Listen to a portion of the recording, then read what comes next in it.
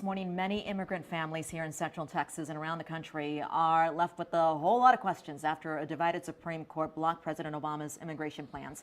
So we decided to invite an immigration attorney on the set to talk about this. This is Delisa Bressler. Good morning to you. Good morning, Sally. Thank you for being here. Let's explain to our viewers right now the difference between what is DAPA, what is DACA.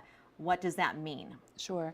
DAPA, Deferred Action for Parents of Americans, is a program that would have deferred removal action against parents of U.S. citizen children, U.S. lawful permanent residents who meet certain requirements and would have afforded them the opportunity to apply for employment authorization. Temporary, it would not be a lasting benefit or a route to permanent residency or citizenship. Okay.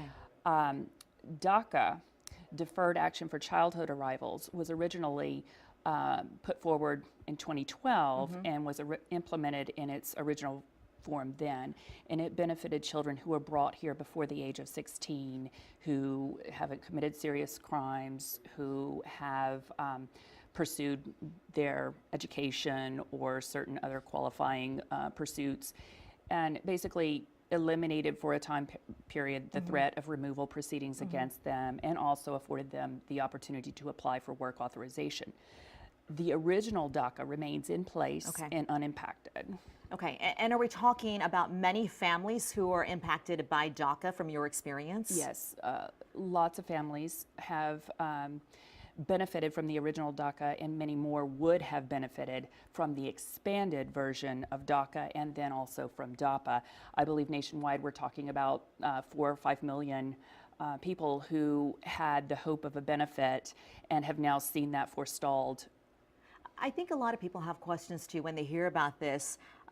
Tell us about how is it difficult to go a different route as far as getting citizenship to remain here legally? What is the process for that? It's an extensive process. Extensive. And depending on how you originally came and who your qualifying relatives might be, there may not be an avenue at all. Okay. Absent remedial benefits and temporary work authorization and relief from removal. So that path is not easy. No, not unless there's legislative action will many of these families see the opportunity for a true and lasting benefit. Okay, so what's going to happen to these families now? They just continue to live in the shadows? For now, wait. Okay.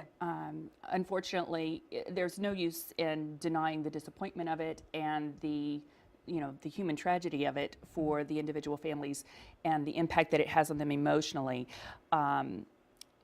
It's hard in the face of that to say stay calm, but there's not much else to do right now but try to remain calm. Realize that the original DACA program remains in place, and so many of these parents who would have qualified for DAPA also have a child who's eligible and benefiting under DACA. That benefit remains, and understand that one of the things that led to putting forward these programs was just the acknowledgement that we don't have the resources nor the collective will as a country to remove 11 million people. If you're not going to do that, and if you're not going to do it, of course, all at once, which we all acknowledge, then there are priorities for enforcement. Those priorities remain in place, and those who were eligible for the program's DAPA and the expanded DACA typically are going to fall within that category that are not enforcement priorities. And that's what the president reiterated yesterday, Exactly. is that there is no immediate fear of deportation as long as it remains on the lowest of priorities for those who do not come to the country and commit Exactly. crimes. I appreciate your help in sorting that out for us. Sure. Very important topic.